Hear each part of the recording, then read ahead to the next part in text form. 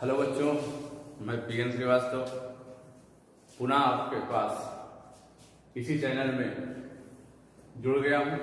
जिन लोगों ने मेरा पिछला वीडियो न देखा हो लाइट का 10th क्लास का, वो सब्सक्राइब करें और अधिक से अधिक लाइक करें। और आपसे एक शब्द और कहना चाहता हूँ कि कमेंट भी करें। अगर मुझसे उसमें कोई चीज़ छूट गई हो तो आप दोबारा भी पा सकते हैं। इसके लिए आप कमेंट भी करें, पॉजिटिव नेगेटिव बोथ भी कमेंट हुई, हमें कोई दिक्कत नहीं।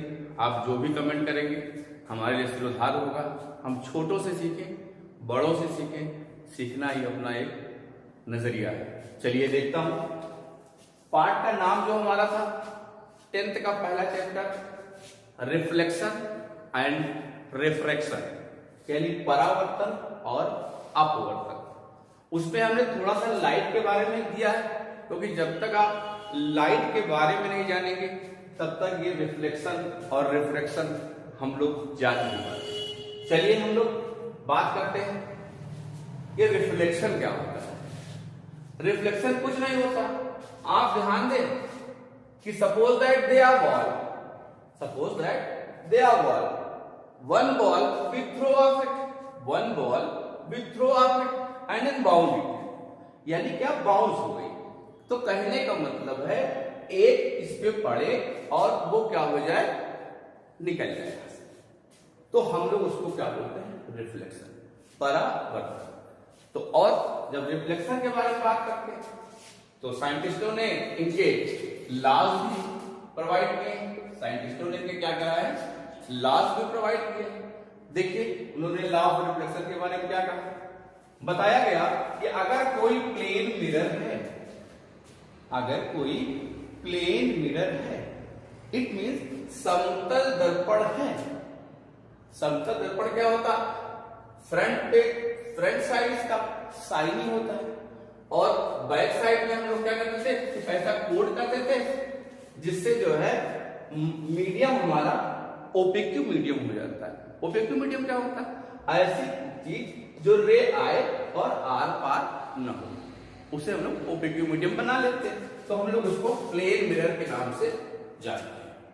तो प्लेन मिरर में एक रे आई, तो जो रे इस पे आती है उसको हम लोग इंसिडेंट रे क्या बोलते हैं, इंसिडेंट रे, यानी आपतित किरण। दूसरी बात, ये जब आती है तो परावर्तित भी होती है, रिफ्लेक्ट भी होती है। तो रिफ्लेक्टेड रे को हम लोग क्या बोलते हैं बेटा, परावर्तित किरण। और बीच में आपने देखा होगा एक नॉर्मल लिखा हुआ है, अविलंब, यानी इसका जो भी वैरायटी ऑफ ट्रांसमिशन है वो किसके अकॉर्डिंग होगा, नॉर्मल। ये नॉर्मल क्या होता है, अविलंब, जो हम लोग मिरर के परपेंडिकुलर जो होता है, मिरर के जो परपेंडिकुलर होता है उसे हम लोग अविलंब के बारे में जानते हैं। तो उसमें ला क्या दिया, incident ray, reflected ray and normal lie on a same plane at contact point of incident. ये बहुत बड़ी बात है, इस चीज को जान लेना बहुत बड़ी बात है, क्योंकि जो इंसिडेंट रे होगा, नॉर्मल होगा और रिफ्लेक्टेड रे होगी, वो कहां होगी, एक सेम प्लेन पे होगी। देखिए ये सारा इस एरिया क्या है, सेम प्लेन पे है, एक ही मीडियम में है। एक ही मीडियम का मतलब इधर हमारा अगर एयर है तो सारा एयर में ही इसका रिफ्लेक्शन दिखाई पड़ेगा, एयर में ही होगा। और ये मिलेंगे कहां, पॉइंट ऑफ इंसिडेंट रे, यानी ये जो पॉइंट इस मिरर पे इंसिडेंट करेगा, यानी मिलेगा, ये तीनों, यानी these three lie at these point of view, ये मैंने लिखा है, यानी आपतित किरण, परावर्तित किरण और अविलंब एक ही तल पर आपतित बिंदु पर मिलते हैं। दूसरी बात इन्होंने दूसरा ला क्या दिया, दूसरा ला दिया कि angle of incident is always equal to angle of reflect.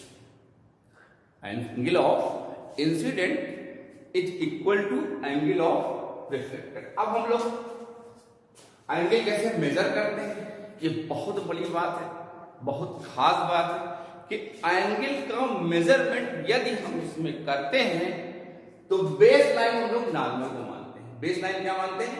Normal को। नॉर्मल को बेस लाइन मानते हुए हम लोग मेजर करते हैं। देखिए ये एंगल, ये एंगल, ये एंगल नहीं, ये एंगल नहीं, बेस लाइन हम लोग किसको मानते हैं? नॉर्मल को। नॉर्मल से कितना इंसिडेंट हुआ, नॉर्मल से कितना रिफ्लेक्ट हुआ, तो इन्होंने बताया कितना रिफ्लेक्ट होगा, इंसिडेंट और रिफ्लेक्टेड बोथ भी सेम है। ये खास बात इसको रूल दिया।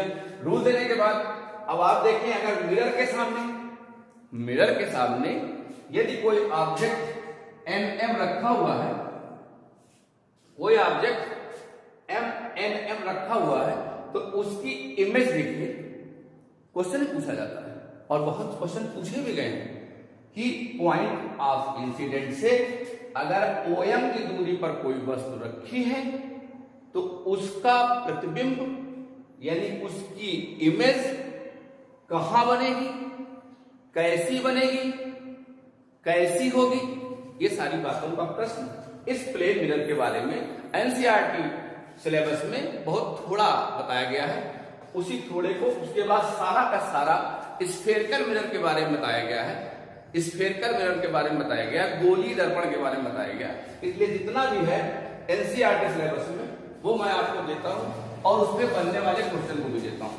ये फिगर आप देख रहे हो कि क्या इस ऑब्जेक्ट पे एक रे आई और क्या हुई, रिफ्लेक्ट हुई, और एक नॉर्मल गई, नॉर्मल से जो रे जाएगी वो उसी लाइन में क्या हो जाएगी, रिफ्लेक्ट हो जाएगी।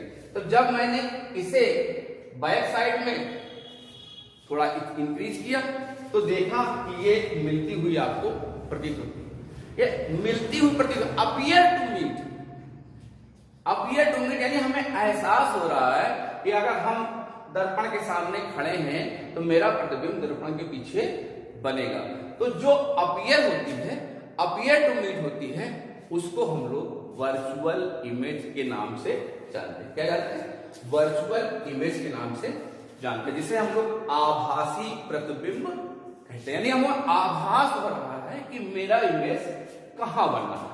तो इस पे क्वेश्चन पूछा जाता है कि हमारा जो इमेज होगा वो आभासी होगा या वास्तविक होगा। कहने का मतलब रियल इमेज बनेगी या वर्चुअल इमेज बनेगी। तो उसके लिए बताया गया है कि ये हमारी क्या बनेगी, वर्चुअल इमेज बनेगी। और कहां बनेगी? जितनी दूरी पे वस्तु रखी है उतनी ही दूरी पर बनेगी। ये प्रश्न कई पूछे जा चुके हैं। एक प्रश्न इसमें और ज्यादा पूछा गया है, वो ये पूछा गया है, एक ह्यूमन मिरर के फ्रंट पे आए और अपना फुल इमेज देखने के लिए उसे कितना लंबा दर्पण लेना होगा। तो उसके लिए क्वेश्चन बहुत पूछा गया है। तो आप ये ध्यान दे लें कि जो ह्यूमन की हाइट होगी उसका हाफ यदि आप मिरर की साइज लेंगे तो वो अपना फुल इमेज देख पाएगा। थैंक यू बच्चों। अब नेक्स्ट सेशन में अगला लेक्चर जल्द ही जल्द आपको आएगा। सब्सक्राइब करना ना भूलें। Thank you.